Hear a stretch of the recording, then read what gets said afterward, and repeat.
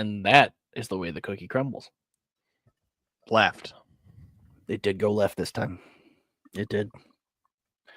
My money was on right, but it usually is. It usually is. And yeah. That's why I'm so rich. That's just the kind of guy you are. It's just the, kind of guy. It's just the way I lean, Yeah. Yeah. More right than usual. I gotta start fixing that a little bit. My chiropractor's pissed. Has your chiropractor considered using piss? I don't know. I haven't asked him. No. Food for thought. Or piss for thought. Yeah. Food for piss. Food. Yeah. Yeah. Oh shit! Hey, what? The light's on. Oh. Red means go. Oh, that means people heard that, didn't they? Whoops. Oh no. We shouldn't have done that. Oh, poo for piss. Now we have a trade. Poo for piss. Oh, please. Oh boy. I hear when I see boys. It says when I see poo for piss. When I saw that just now, I heard the when you're watching the NFL draft and there's a trade, like that's what I heard when I saw poo for piss. We have a trade. Poo for piss. Poo for piss. Oh my! Welcome, ladies and gentlemen, to episode number 29 of Talking Out Our Ass. I saw that earlier when I was making this. I was like, damn, we've already done 29 of these. We haven't done one in like a month, though, so that's good. When's the last? Was the last? Yeah, the last one was My Sock Summer. So that was almost a month ago. It was about a month ago. Oh, because I forgot, and then I was like, fuck it. right. That happens. It happens. It does happen. Hi, Jackie. Hello. Hello, everybody. Stu, how are you today? Fucking living the dream. Although I'm filthy, and I apologize even more than usual for my appearance. If anyone's watching this, that if you see if I've got shit all over me, I spent the last 5 hours, 6 hours pulling the engine and transmission out of my car. So your pullout game's weak. Yeah, well, it is. My pullout game leaves much to be desired because it did take me all afternoon. So yeah, it's no baloney. It's not fixed. It's the opposite of fixed. It's actually less functional than it was. I mean, not really. It wasn't going anywhere anyway. But there's no drivetrain in it now. And I'm just no. You drive car. Drive train. Oh, right. Yeah, I'm covered in shit. That's how I am. How are you, Sam? It's like there's shit all over. It's because I have shit all over me. That's right. I am just peachy. I have done little to no work this week, and that's always a good thing. It is always a good thing. So, spirits are high. But not me. Not me. Right. Not yet. I haven't. That's not till the Patreon bonus hour. Yeah, you guys can subscribe to that for all the fun. That's right. That we can't put on the internet, but that we're putting on the internet. For money. For money, yes, specifically. Oh boy, Stu, what are we doing here? Oh right. Ladies and gentlemen, boys and girls, days and thems, this is Talking Out Our Ass. It's a bi-weekly talk show whereupon your gorgeous host, Sam Reeves, and yours truly, Stoop Kid, we bring on a guest to interview. Hopefully a guest that you'd like to hear from or a guest that we'd like to hear from. And the guest really has the pressure because it's on them to come up with a topic. As of right this moment, Sam and I have no idea what we're going to be talking about in this episode. We bring the guest on, we say, hey, what are we going to talk about? And then we have to formulate an interview on the spot.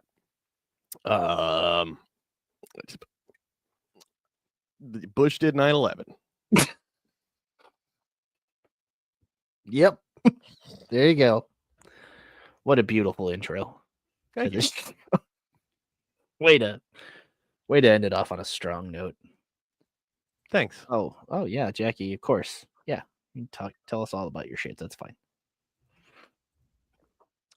I did say shits, right? I didn't say shirts.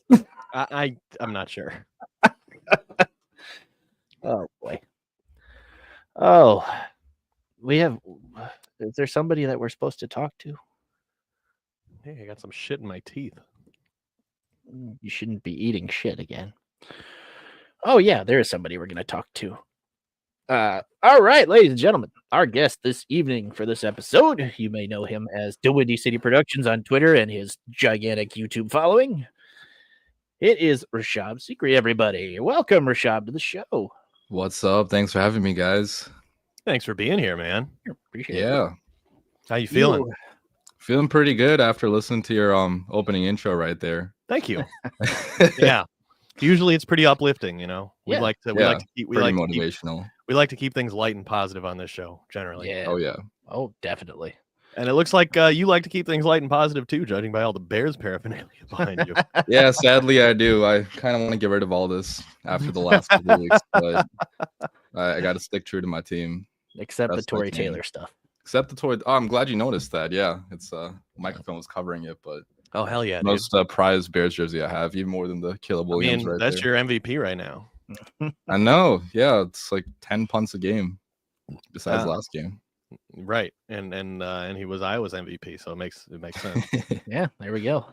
Hell yeah. Excellent. Poor guy can't get on a team that scores points. Yeah. Poor guy has to kick all the time. You guys saw Caleb actually told him like you're not going to be having to punt that much this year. And then obviously, As soon as I heard that, I was like, "Oh, you jinxed it." Yeah, this offense is going to be ass. Now we're only punts. Oh yeah. Is that Well, a new thank you. subscription website? Only punts. It can be. All right. Probably Tory Taylor has one, I would imagine. Yeah. All right. Sorry. Except now that he's the holder, might not be as effective. But thank you for joining us, Rishab. What is this show interview going to be about? Yeah, I thought long and hard about this, but I thought about what I could actually talk about for this long. And the best thing I know is the Chicago Bears. So I was like, it's called Asscast, right? So why not talk about why the Chicago Bears are so ass? Like, Oh, what's the reason yeah. behind- This is going to be Stoop's bread and Bears butter hate. show. He's been waiting for this. Are you guys both big Bears fans, by the way? I am. Huge. The biggest Bears fans. Oh man, I'm sorry. First of all, Thank you. No, our listener base is sick of me giving my spiel, but yeah, I'm only a Bears fan insofar as that's the. I mean, if I have to root for an NFL team, that's the one. I've lived here in and around Chicago for my whole life, but I've never had a ton of emotional investment in the Bears because, like, when I was real young, football just wasn't my sport, and as I got older and got more interested in football, I mean, it just occurred to me that the Bears disappointed and underdelivered, every single year. So lucky for me, I never really, I don't have quite the emotional investment in the Bears that I think a lot of Chicago sports fans do. So to me, it's just great entertainment, and I always say this where we are right now is my favorite time of year in the entire annual media cycle here in Chicago. When we're about halfway through the Bears season and they've just completely, the bottom's fallen out of this thing. And there was so much hope going into the season. Things are finally going to be different. And then of course they never ever are. And it's the anger that you just feel out there in the city is, it's great. It's the best. Yeah, Bears fans are so funny when they get mad. I feel like if you ever go to Soldier Field, you just hear like the most like unintelligible noises coming from like 50-year-old men. And it's yeah, right. I went to the game against the Patriots actually last week.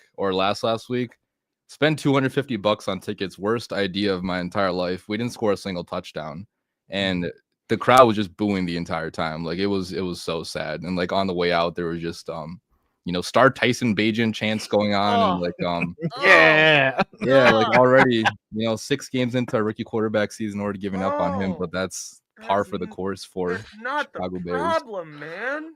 Yeah. Hey, he gets the ball out quick, okay?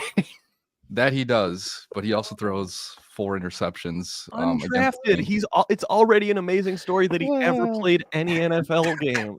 Like, Did you guys hear about his dad apparently causing like drama with the Chicago Bears locker room? That doesn't like surprise me at all. Yeah, but you know who his dad is, right? Like Travis Yeah. Page, and he's a big arm wrestling guy. Yep.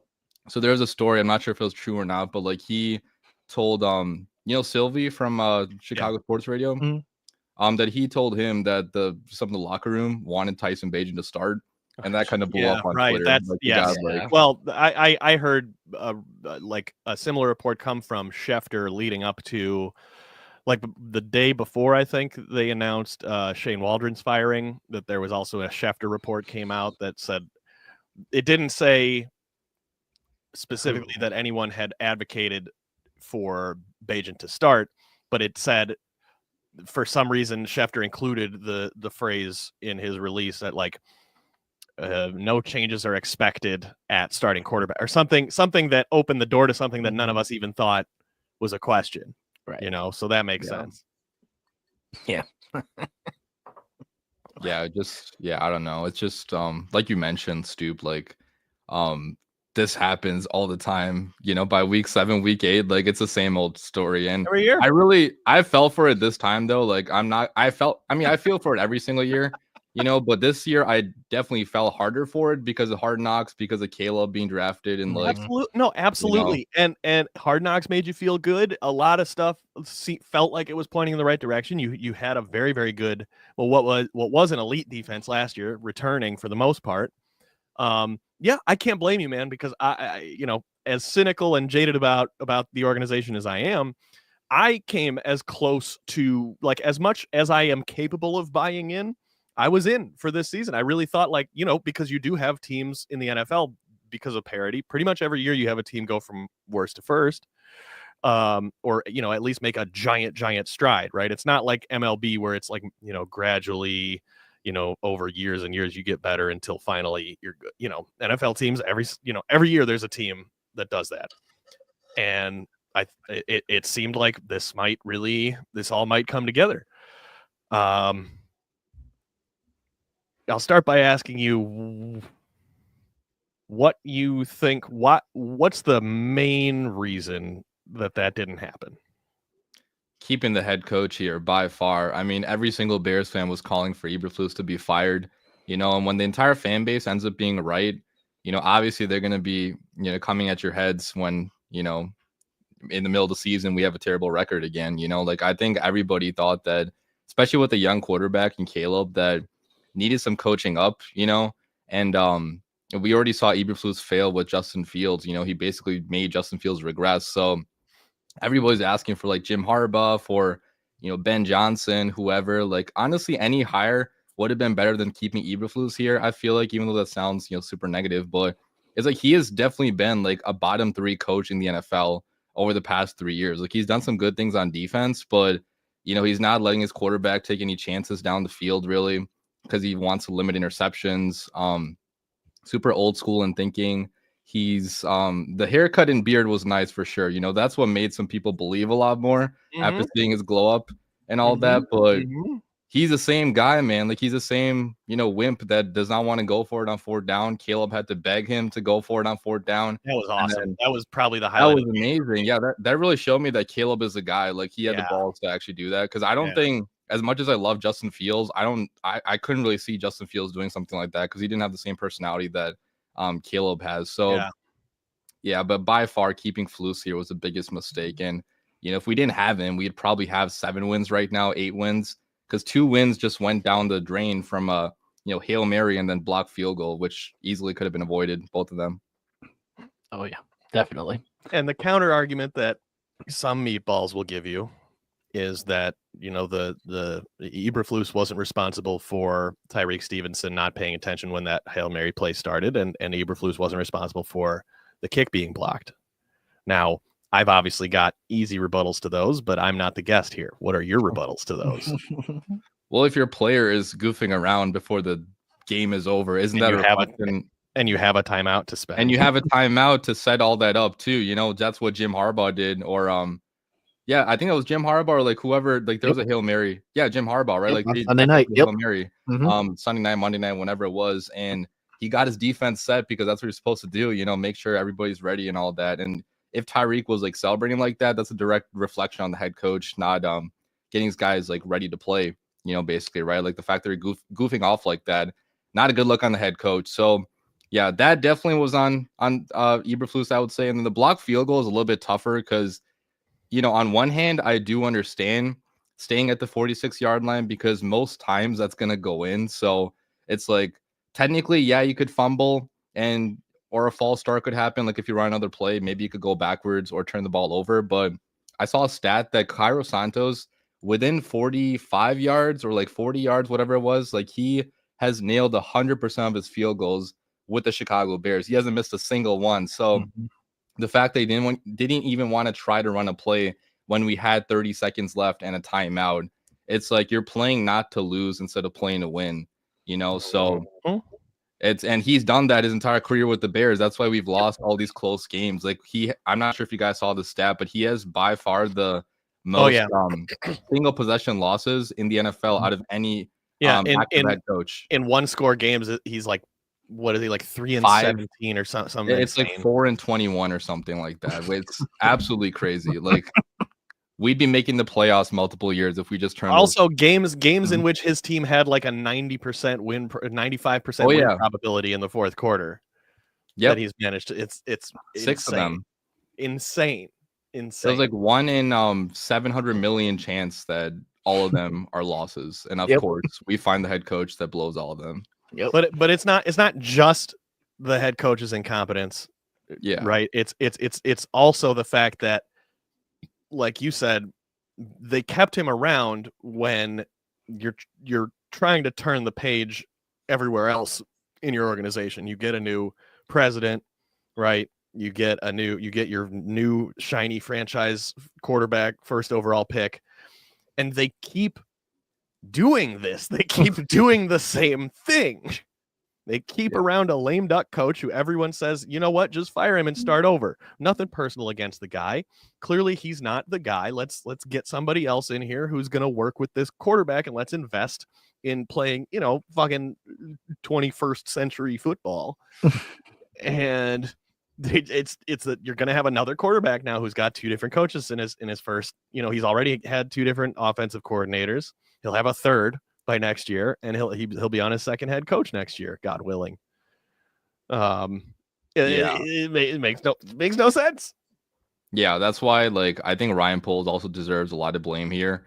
Even though I've been a massive Ryan Poles fan for the past couple of years, so it's kind of hard for me to. I still don't think he should be fired, even though he probably should be in some ways, just for not moving on when he should have. I think Poles has done a great job for the most part at skill positions, acquiring talent at skill positions. Certainly, I think it's really damning of him that he was so vocally confident in the offensive line for this team coming into this season.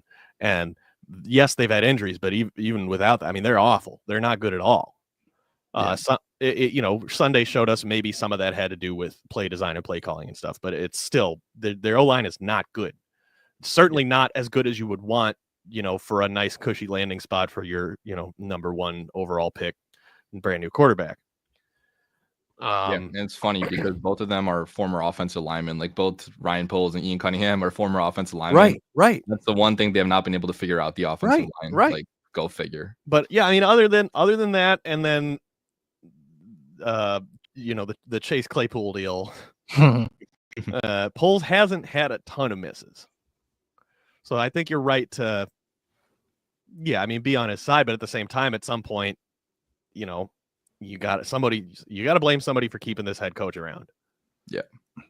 It's like I kind of want to blame George McCaskey for that too, because I feel you should. His cheapness is probably a reason why they don't want to move on from a head coach. So what I'm starting to understand is it's probably cheapness is in there too. But it's antiquated. They're just old timey, just like the franchise is old timey in that they really just want nice guys that they can go to church with, and the guys that they personally like, regardless of whether or not they're any damn good. And that's why you keep ending up with these, like Eberflus, seems like a nice enough guy, but he's not good. They didn't even speak to Jim Harbaugh, let alone entertain the possibility of hiring him. Didn't talk to him. Yeah, absolutely crazy. I was so pissed at that because it just made too much sense. And you all knew that Jim Harbaugh is going to be 7-3 with the Chargers or whatever he is right now. Right. Like you knew he was going to win wherever he went. So it's just, ownership is really, really bad, as it is for every Chicago sports team right now. I mean, Amen. Yeah, I will say I have more. I don't want to say more faith in the McCaskies, but at least they meddle a little bit. Maybe a little bit less than Jerry Reinsdorf does. I don't even know if that's a true statement or not. Like, both of them are terrible owners, The thing is, the McCaskies, at least this is my sort of sweeping generalization, is that the McCaskey, like, okay, so both Reinsdorf and the McCaskies have no fucking idea how to run a competent organization. But at least the McCaskies seem, like they're just kind of like nice, doofuses. Whereas Reinsdorf is like an intentionally spiteful jackass, So there's a little, that's the only difference I can really think of. Like, it seems like the Bears owners actually do care about their fans. They just don't know what the hell they're doing. Whereas Reinsdorf specifically and directly hates you. I totally agree with that. Like, and George, I don't know, he seems like more relatable to fans than maybe Jerry is. Like, I saw George at training camp actually this year. Yep. Took a picture with him. I mean, nice guy, obviously. On his but scooter? He was on a scooter. Well, no, that was actually on Poles. Poles is on a scooter. Oh, okay. George was just walking around taking pictures with fans. I'm surprised he didn't have any security anywhere. I mean, being a billionaire, but right. I mean, Bears fans are nice enough, I guess. At least when they're winning, which we're not winning now. Now, I'm going to ask you a question, a kind of in-game question from this last week. So obviously, Shane Waldron got fired. Thomas Brown's taking over as play caller.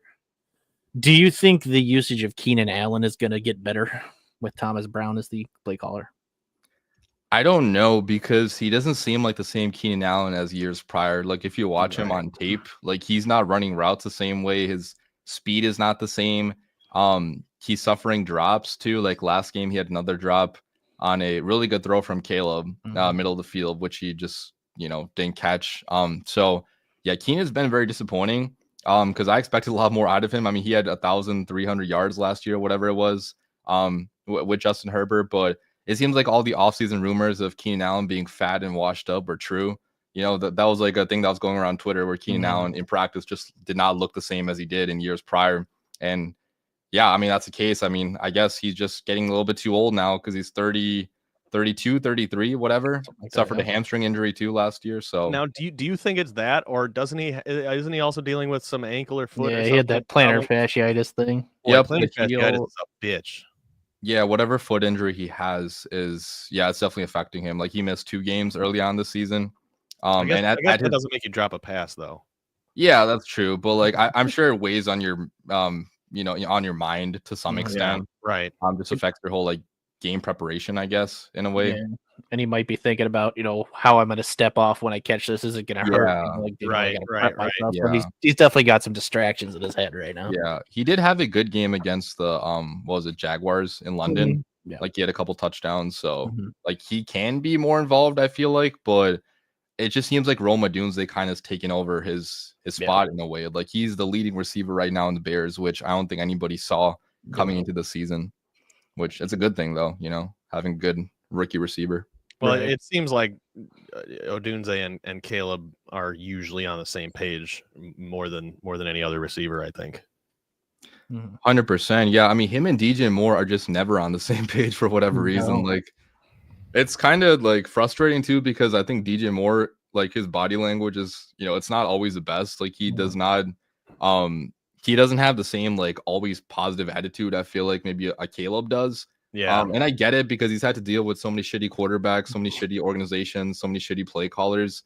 At some point, you're probably just like, Like I just don't want to be part of this anymore. Right. But he can definitely do a better job helping his quarterback out. I feel like just keeping the the mood a little bit lighter, running his routes a little bit better. And last game, like the new OC did a pretty good job with him. Like he got him involved on the screen passes. Just had a couple. I think he had like 4 or so. It was a positive sign, I would say, with Thomas Brown. It did seem like everybody was a little bit more energized on the offensive side of the ball. Like guys were like celebrating a little bit more. They were like, having a little bit more fun. Caleb was doing the whole whipping, first down thing, or like every time he ran. Yeah. But I think still a major part is this team is still not scoring. Yeah. Why do they still have all these red zone issues? Yeah, it's tough. I don't know. I mean, we only punted two times last game, so technically we had a good offensive performance. But yeah, if you only score 19 points, that's not good enough. Right. And part of it is maybe, it's a combination of Caleb, sometimes not being good in the red zone. Like he had a couple misses on. I was watching like some of the tape, and like he missed DJ Moore on a pass in the end zone, like on one of the first trips we had in the end zone. So some of it is just like rookie quarterback struggles, I feel like, and. I mean, Thomas Brown was just new to this, right? Like it was his first game calling plays. So maybe the play calling could have been a little bit better at times in the red zone. It was already instantly better than any Shane Waldron game. Already 1,000 times better. The fact that we scored 0 touchdowns the 2 games prior to that, then we scored, 3 touchdowns or 2 touchdowns against the Packers. Like, a lot better, obviously, but you got to be better. Better than 19 points, usually. Yeah.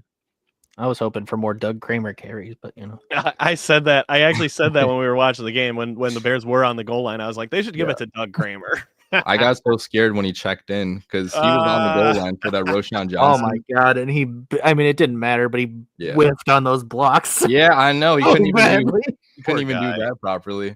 I mean, I don't want to hate on Doug Kramer too much. I went to Illinois, so former Illinois. And it's not his fault. It's not his fault that they called his number for those plays that they've tried to run with him this season. He's just doing what he's told. You had a fullback that was pretty good at this job in Corey Blasingame, so very good. I don't know why they went away from him. Maybe they just felt more of attachment to Doug Kramer for being a local product, or I don't know. This is what I'm saying. It seems like there's a huge emphasis, and there is. I mean, Poles has said as much that they have a huge emphasis on character. They're sometimes on a person by person basis they seem a little bit selective with that, but overall it seems like they just generally keep guys that they like, and like that makes you like Ryan Poles as a guy, right? Like what was his name? The fucking hippie player that they had, Adrian Colbert, who's welcome back. that whole thing in Hard Knocks where Poles clearly, like, this was really difficult for Poles to cut this guy, and that on one hand, like that's nice. That's a likable quality, like that makes Poles seem very cool and human. On the other hand, that does give you some insight into like maybe part of what factors into keeping a Doug Kramer over a Kari Blasingame or something like that. If it's just a guy you like more, Yeah, I think that's also why I kept Eberflus here. I think he felt an attachment to Eberflus, like from a like a human level maybe, and like he felt bad about like firing him, making his family move or whatever. So like sometimes I don't know, some of the best GMs are assholes. Like like you don't. Obviously, like it's good to be nice and like caring about people, but to some extent, you also have to be able to make the tough decisions that are part of the job for a GM. And maybe that's why you could fire Ryan Poles. Like, even though I'm a big Ryan Poles fan, sometimes he hasn't made those tough decisions. I feel like maybe they have a contract in place that they couldn't fire Eberflus after the Hard Knocks. yeah, could be, but can't fire him after a club. They also have the same agents, like which a lot of people have talked about. That's a big thing. Which, I don't know what to think about that. Like, I think that what I'm hearing now is that who else has the same agent is Lincoln Riley. Yeah, I saw that. So, oh man, yeah, that's a potential. I don't know if I want him as a head coach. I don't. But. Nope. The way things have gone, it would not take Cliff Kingsbury, but I will not take Lincoln Riley right now. Yeah, you're probably gonna get neither, though. Nope, we're gonna get Maddie. We're gonna get Maddie. Mike McCarthy might be available. Yes. Yeah. Woo! Hey, he won a Super Bowl. He knows what he's doing. Yeah. He knows the division pretty well. That would be terrific news day in Chicago. They'll hire Mike Zimmer. Yeah. I would quit YouTube if they hired any of those guys. I can't deal with it anymore. I thought this was going to be my last straw. Like if Caleb doesn't work out, I just said I'm not going to do YouTube anymore because at that point, hype up these people. I can't hype up these. I can't do it anymore. It's so difficult. Yeah, it's so bad. I did love your Nate Davis highlight though. That was cool. Oh, thank you. Yeah, I spent a lot of time on that. It took me a couple hours. It's crazy to me. He didn't even get signed anywhere. Like he's just not playing football anymore. Like he was a top 10 guard just 3 years ago. Yeah. And everybody, even I think it was Taylor Luan or whoever tweeted like, "Oh, Chicago's getting a really good one," and Nate Davis. We're like, "Yay!" No, we're not. We got a bad guy again. Yep, plays 14 games in like 3 years. What an investment.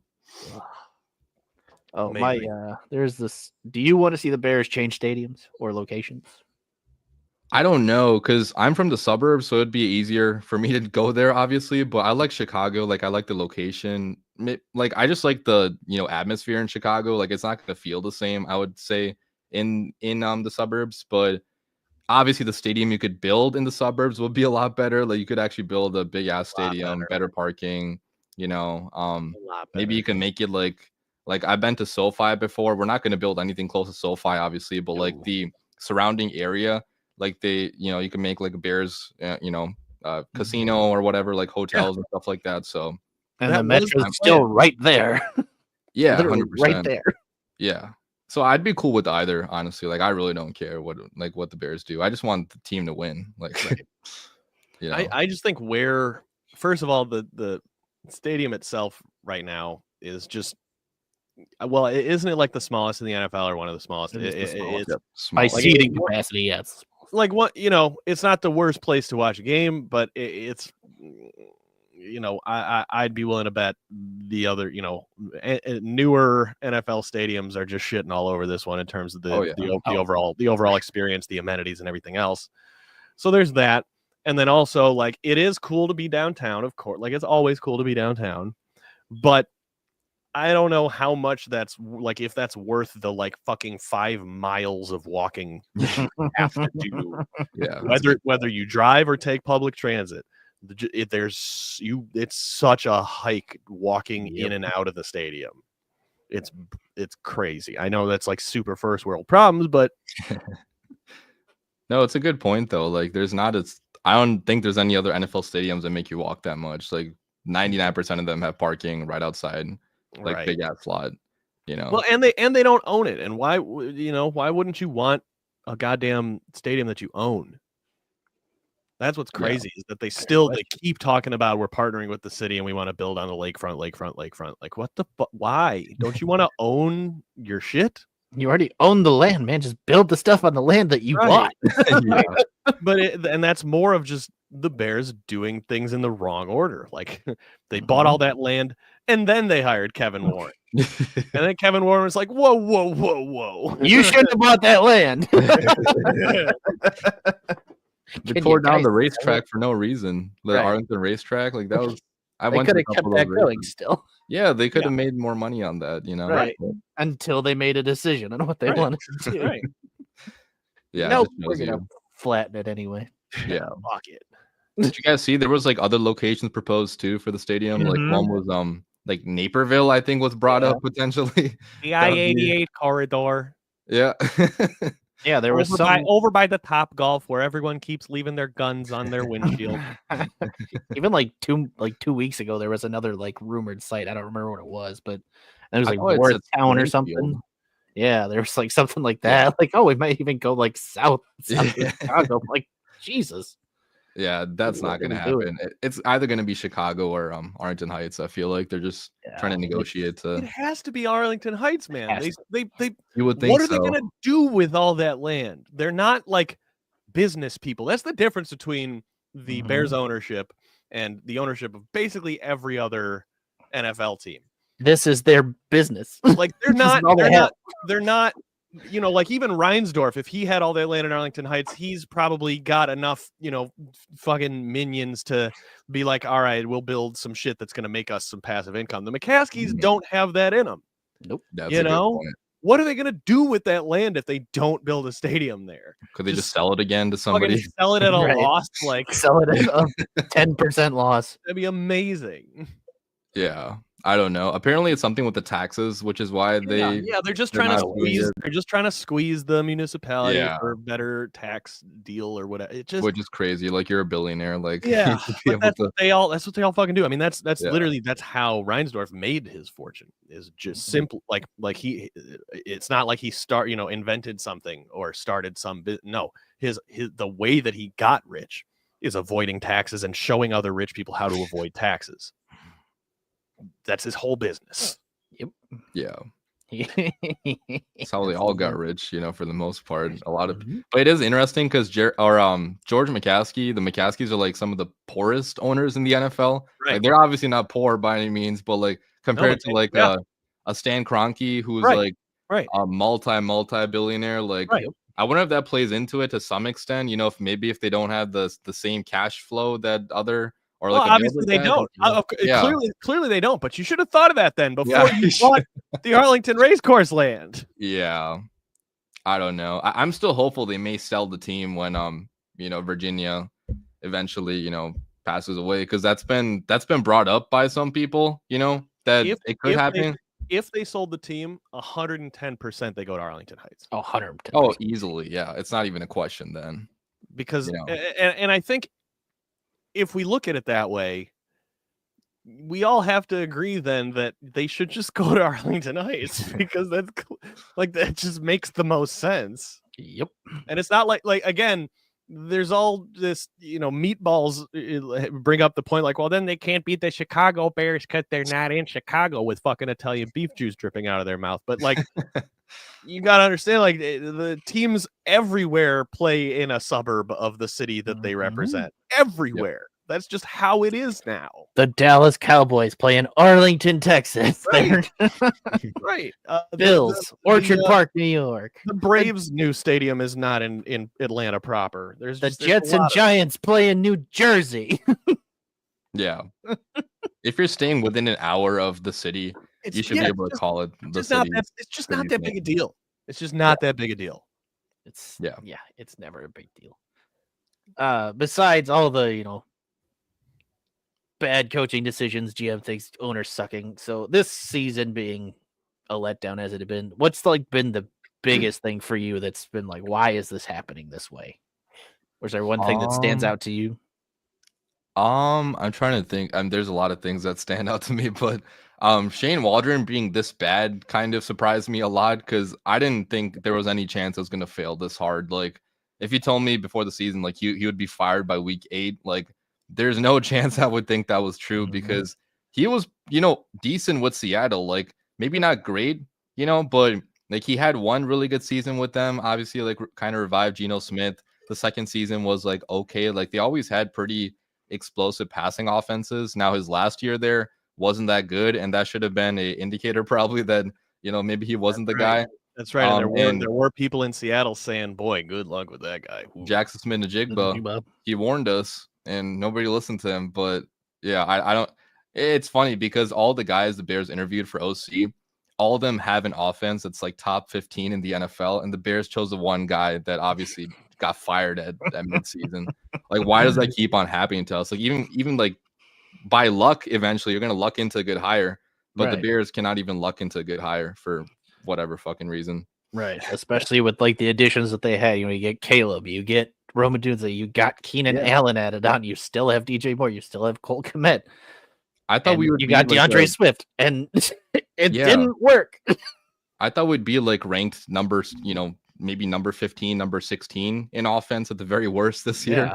Because I was just like, there's too many weapons on this team, but it like football is always won in the trenches, which like I guess we all forget about, Yes, but I still think you would have been right. Like if they were just running to use a term that's a favorite of this program, if they were just running a replacement level offense like they did on like they did on Sunday, like Thomas Brown just ran just a regular sensible Nothing too crazy, nothing exotic, and maybe there weren't a ton of like huge explosive plays, but if they had just been running that offense that we saw on Sunday, I think you would have been right. I think they would have been probably middle of the pack in the league.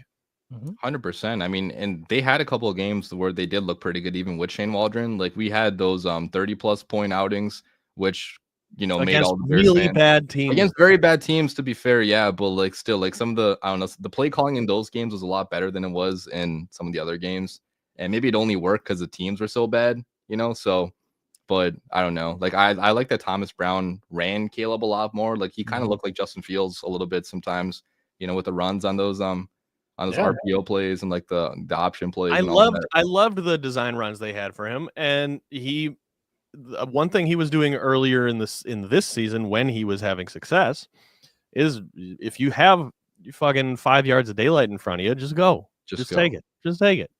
And he's very, very good. Unlike Fields, unlike a lot of previous Bears quarterbacks, he's very good at not getting hit. Yeah.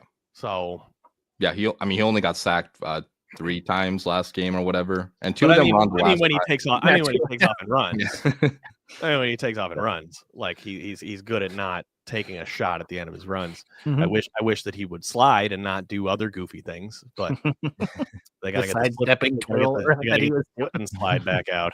Yeah. Yeah, and I think the biggest thing, this is obviously what everybody's been asking, is where the hell's Cole Kmet?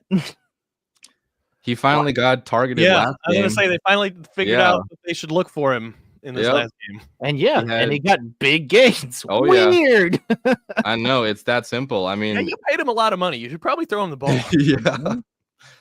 Yeah, but he had 40 yards, I think, last game, and I don't know. Shane Waldron did not target him a single time, I think, in the last 2 games prior to that. And maybe some of that was Caleb too, like on Caleb to see him, but I don't know. Like I didn't watch the games. I unfortunately did not rewatch the games after they ended because I don't want to go through them again, and see, subject myself to torture, but I don't think he was even open on most of those plays in the prior couple games. So yeah. And that's when you talk about not rewatching the games too, I mean, that's one thing that I just keep coming back to about this Packers loss is just immediately in the post game, you had Patrick Manley and Olin Kreutz defending the decision to just go ahead and let the clock wind down and kick the field goal from where they were on second down. And like in a vacuum, you understand that, teams do that all the time. Like we know our kicker can make it from here, and we're not going to risk fumbling, blah blah blah, holding, whatever. Right? We're settling right here. The ball's already in the middle of the field, etc. However, then you learn what you said earlier, that what's the name? Cairo Santos has not missed a single field goal, 100%, 40 yards and under, and this was from 46, and you had 30 seconds and a timeout, and it's only second down. You definitely could run one more play, and then you get Matt Eberflus yesterday in his presser saying, "Would you like to be closer? Sure, you'd like to be closer. You could have been closer, man. You had a chance to get closer." And so when you have that information, you think, boy, if I see this information, the head coach should really know this information before they make the decision to go. And especially when you hear Green Bay on their side, you hear LaFleur and players saying, "We knew we were going to block a field goal. He kicks it low." Especially when you're kicking it from this far away, we knew we were going to block one. So it just shows you like the difference in preparation among like a good franchise like the Packers and the bad franchise like the Chicago Bears. And I don't know what to say about that. I mean, it was so heartbreaking to watch that because like we had our moment, man. Like we had our. We could have said Caleb is 1-0 against Green Bay, like made the Caleb owns you memes or whatever, but because of one decision, like it wasn't only that too. Like there were other bad decisions made during that game. I keep on going back to the 4th and 4, 4th and 3. Yeah, the punt fire drive. It's like a Dan Campbell would have went for that 100 times. You have a chance to win the game right there, especially when Caleb is performing so well the entire game. Like let him win the game for you with his arm. They were 3 for 3 on 4th downs, weren't they? So Yeah, He coaches scared. He coaches scared all the time, which They is were why like- players are always in these situations. and they were like 9 for 14 or like 10 for 15 on third down, and like their average yards to go on third down were like 8.7, and they were still playing at that clip, and you still coach that scared. He's still acting like he has Justin Fields as his quarterback when Right. you know, which Well, shit, I guess man, Fields could have got 3 yards by leaning forward. Yeah, could have ran his own read and boom, Right. perfect. yeah. But and it's really funny that Eberflus, who is a coach that coaches for field goals, botched that so badly. Yeah, it's really funny, and it's like, again, yeah, part of it is luck to some extent. Like, you know, you usually shouldn't get a 46-yard field goal blocked. You shouldn't, but Barely. you should also know that your Yeah. kicker is known for kicking at a lower trajectory, and that he's never missed if Yeah. you gain 6 more yards. Oh yeah, I'm definitely not defending the decision. Like, Eberflus is a dumbass. Like, I've wanted this guy gone for over a year now at this point. But it's funny, like, even when, like, I feel like other coach, like, he's just so bad right now that even luck is not on his side anymore. Right, You know? right. Yeah, well, and you know, you reap what you sow, right? Like he Yep. deserves bad luck because he's bad. This team went 7-10 last year, added people to make them better, and are much worse than they were. Yeah, It's it's tough. 'cause, crazy. I mean, the division is better for sure this year than it was last year, but it was still pretty good last year too. Mhm. Yeah, why is But the Bears D line so much worse? That's one that I didn't expect really. Well, now it's because of Yeah. injuries, but yeah, I mean, Andrew Billings for sure going out was huge. I mean, that guy was our best interior pass rusher for sure. So And Um, Sweat has not had the effect. Sweat has not been the same. Yeah, he's been battling through He's some been injury, bad. I think. Ankle he's and had a shin ankle. injuries, yeah. Yeah, those are kind of tough to get back from. So, I mean, it's funny because Daryl Taylor has been amazing. Like, he's been much better than Mhm. you know, Yannick Ngakoue was last year. You know, but for whatever reason, the D line, like especially the run defense, has not been It's good at all. non-existent, It's non-existent. which was kind of funny nearing the end of that game on Sunday that the Packers kind of just stopped running the ball, even though I they've know, been that's having what- ridiculously good success. Yeah, I mean, entering this game, I thought the Packers easily would have 200 rushing yards, like Mhm. easy, you know, because the Cardinals had 200, I think, and they don't have as good of a run game as the Packers do. So, LaFleur was just being an idiot, honestly, in that game. And you know, even the passes that Jordan Love made, some of them were just lucky throws. Like, I'm probably being a hater by saying that, but like one of them was literally in double coverage. Mhm. Elijah Hicks gets injured on that play. Like, that should have been a pick if Jaquan Brisker was back there. So, you know, it sucks, but again, luck is not on our side anymore because we have a terrible head coach. That, Yeah, I mean Hicks also got beaten by the run a couple times in a way that Oh, yeah. Brisker just doesn't get beaten. yeah, Yeah, and then that one big, 60-something yarder to Christian Watson where he got up and ran because Jalen Johnson fell down. yeah. Like, Man, and I like Yeah. Jalen Johnson a lot. That's tough. that was tough. Yeah, He was pissed that he was pissed himself. Well, yeah. I mean, it was like his only bad play of the season, so Right. it happens, you know. Of But course, it had to happen. it had to happen against the Packers, right. as Right. usual. Yeah. The whole thing about even like the last play, the field goal block, if you went and like just saw it the way I did, everything about that seemed ominous. Like even the way Cairo was setting up, he was like doing it so slowly. Like everything seemed like everybody was just on edge. I was optimistic though because they didn't have a timeout to ice him. Right. I was like, if they don't have a timeout, like he should nail this. He's Right. nailed this most times. So, but I don't know. In the back of my head, just like you, I was thinking like something is probably gonna Yeah. happen.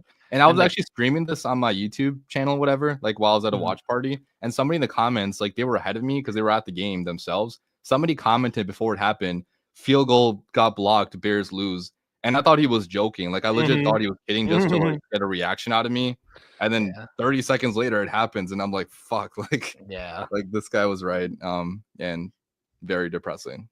Yeah. Once they took that time out, like before I was like, it was kind of an interesting time to take that time out. Like you want to, ice him or whatever, but all right, cool. But then like it was something with the camera angle on the they were it looked setting like up the it went field. I was in. like, yeah.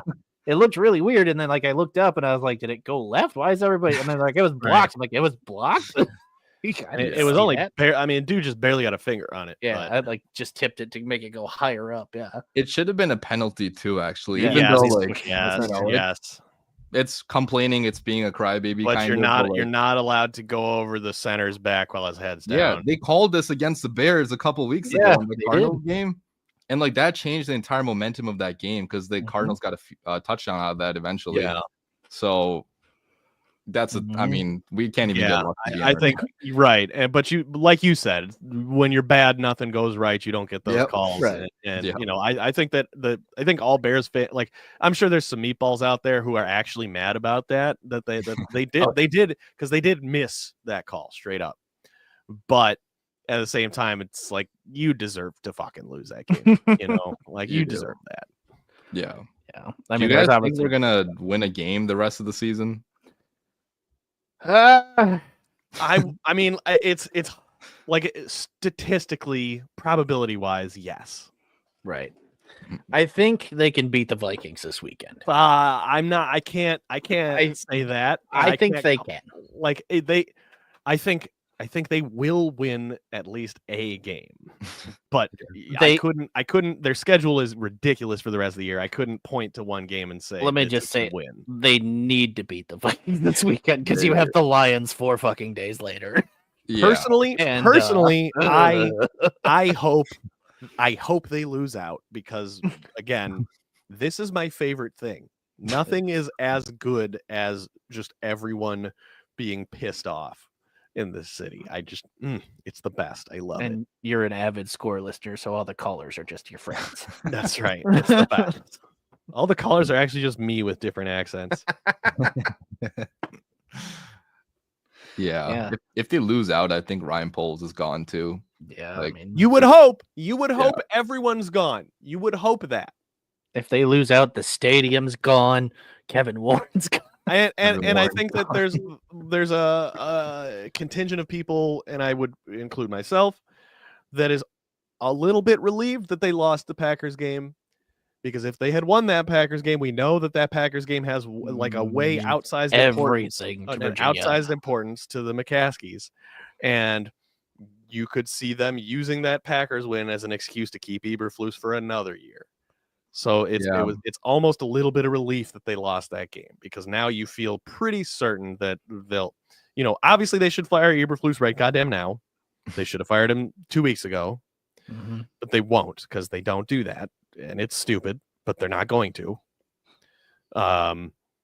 And you could argue, you know, how much that would actually matter anyway. I think it would still send the right message if you were to fire him right now. But regardless, since they lost the Packers game, I'm pretty confident that they'll part ways with him at least at the end of this season. 100%. I mean, and like you said, I don't see like an easy win on our schedule rest of the season. So at best, I think we finish 6-11, or maybe at the very best, like 7-10, like last year. If we get a little bit lucky and beat some divisional opponents that we shouldn't beat. We do own Jared Goff a little bit, you know, like he looked pretty bad against Eberflus's defense last year through 3 picks or whatever. They did beat the Lions last year. Yep. And the Lions are obviously a lot better now. Like they're just crushing teams like 55-6. Yeah, that was crazy. Score. Yeah, Jacksonville, they destroyed them. Holy shit. And in a year in the NFL where there have been like no blowouts. Oh yeah, the Lions have like 7 of the blowouts that have actually happened. All of them, yeah. So I don't know, but I mean, yeah, I'm just looking at the schedule now. So you have the Vikings, here at home. Then you go to Detroit. Then you go to San Francisco. You have, a kind of baby bye after the Thursday. But San Francisco hasn't been great this year, but they're still very good. Yeah. And then you're on the road, and then you have the Lions. Then you have the Seahawks, maybe. At the Packers, which it never goes well. So I mean, I think we can beat the Packers last week when they're resting Jordan Love because they already made the playoffs. They got the 7th wild card. No, dude, that'll be when the backup has his breakout game.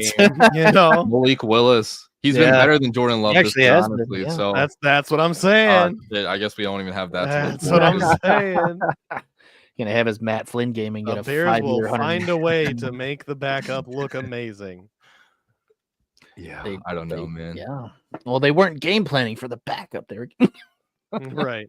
It sucks we have to talk about this though, because if not for the Hail Mary and the field goal, Who knows? the Bears would be the number 6 seed in the NFC currently, and we'd be talking about playoff hopes. But maybe, like Stoop said, it's a good thing that didn't happen because we would have kept Eberflus for sure if we made the playoffs this year.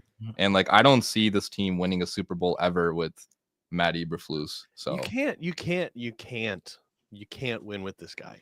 Not unless he magically becomes a good coach. It's plainly obvious. There's so, like, this is not a small sample size anymore.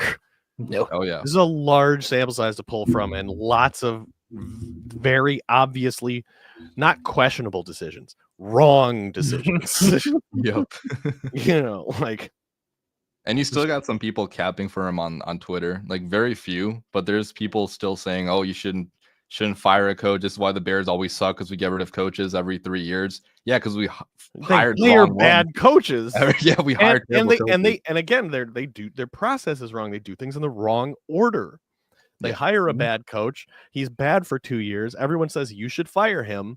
They don't fire him. Instead, they get a new quarterback, a new offensive coordinator, a new system, and then you have a lame duck coach for a year, and then they realize, okay, yeah, this coach sucks. And by that point, you fucked everything up already. But this time it'll be different. This time it'll be different. Yeah. You know? It's tough. I'm honestly still optimistic about the future because of Caleb. Like, that's legit the only reason. Yeah. Because I feel like he's different than the other quarterbacks we've had. Mm-hmm. But I like Caleb. Like, I mean, and to be fair, I liked Fields. I thought he was a good dude, and I think that Caleb is a good dude. Caleb is obviously, like, very, very smart, very self-aware, you know, and he's good at talking about football too. Do you think that are you at all worried that everything this year has had a negative impact on his career trajectory? I don't think so, actually. That's been one thing I've been pretty, upbeat about, at least after the last game, because you saw clear growth out of him, like even with the back. I think a lot of us breathed a sigh of relief, actually. Yeah, watching the Packers game, going, okay, good. It was Waldron, like, because clearly, like, Caleb had regressed significantly in the previous few games. And you saw him, again, they only put him 19 points and we're all celebrating, but at least he did look much more confident and just overall better, more on target, etc. Yeah, even against the blitz, for example, I saw a stat where he was like, he had one of the highest passer ratings possible against the blitz, and that's one area where he really struggled a couple weeks ago. So, like, how about that? When you call plays to get the fucking ball out of his hands because they can't protect him, how about that? Yeah, so a lot of it is due to coaching, obviously, but like even in terms of like his decision making, his accuracy has been, getting better for the most part, and it's not been a straight line upwards. Like, it's been up, then down, then up and down again. Like, often happens for the Cubs front office catchphrase: progression is not linear.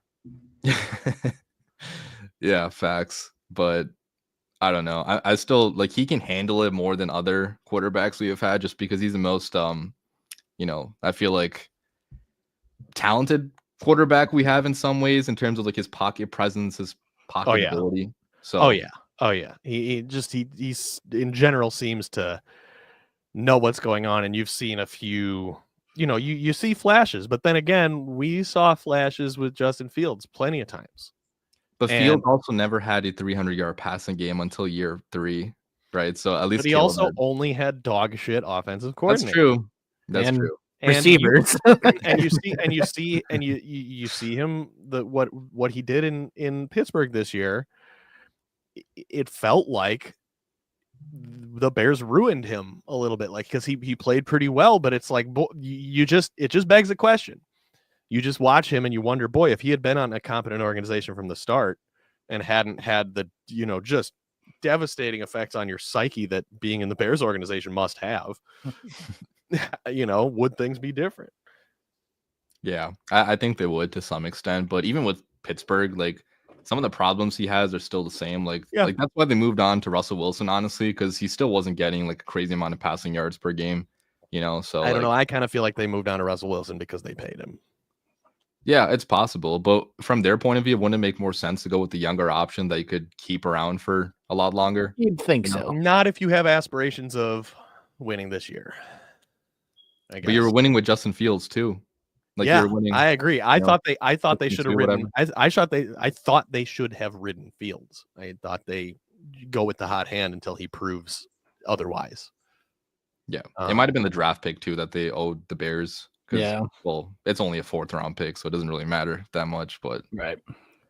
Yeah, I don't know. I feel like Tomlin or somebody in that organization must have promised Russ something. That's what it felt like to me. yeah, I guess that makes sense. Yeah. It's a good problem to have. Holy shit! I didn't even. Boy, we could do this all day. Yeah, the Bears get us riled up, I Yeah, guess. Oh, There's just my only regret is that there aren't more Bears fans tuned in that I can piss off. I'll share this on my my Twitter feed, so hopefully some of my Bears fan audience will. Beautiful. watch. All right. So Yeah. so if you consume this after we have recorded it and put it out, remember that you can send your hate mail and new slurs to theallsportscene@gmail.com. Yep, you sure can. That is an active email. You can send anything there. Send your hate mail. We even If you send death threats, you need to be very specific in how you're going to kill me. that's true. You can also send us your resume like somebody else who did. Oh, yeah. So I don't know how they took that, but yeah, there we go. And your resume. We don't have any money, so we can't pay you. Don't send me your I mean, you can send us your resume, but we can't pay you in money no. Pay you in smiles and other things. and other things. Well, yeah. We made it to an hour, and Yeah, it's damn it, crazy. are the Bears easy to pull apart? Man, this is fun. I had a lot of fun. Oh yeah, dude. Thanks, 100%. man. Of course, yeah. We'll do it again maybe in the future someday if the Bears hopefully are not this trash. Yeah, we'll in the do future. Are the I don't Bears want to. I good honestly, show? I have no interest in talking about them if they're good. I'm just gonna be. They're not interesting if they're good. Yeah, it's no fun for me. That's a good point. Well, Rashad, before we get out of here, anything you want to plug or pop on while you're here? Yeah, you can just follow my channel for more Bears rants at this point. There's nothing positive coming out of my channel anymore at this point, but I'll still be making Bears content on Twitter What's the and channel YouTube. called? DaWindyCity Productions on YouTube. So I do like highlights and reactions and analysis and stuff like that. So yeah, but thanks for having me on, guys. It was a lot of fun. Of course, man. I still loved the Justin Fields use your hype video last year. That was pretty sweet. Hell yeah. Yeah, I know. Caleb is not well, actually Caleb noticed mine too. Like he just left a retweet, but yeah, it was pretty cool to get noticed. Yeah. Yeah, man. I love all your stuff. You do awesome stuff. Thank with you. that, Yeah, so. it's good to finally meet you because we've been mutuals, or with Sam, I've been mutuals for like a long time. Yeah. On White Sox Twitter, which I don't even tweet about the White Sox anymore because that's Yeah, a different story for a different day. Good. Don't worry. They'll still be around. Oh yeah. Unfortunately. No one's worried. No one's worried. Nobody. Not even anybody involved in the organization's work. No, worried is not the correct adjective. They're just there. Well, thank you again, Rishab. For us, we will be back on Thursday with Askcast. It's going to be a little bit different.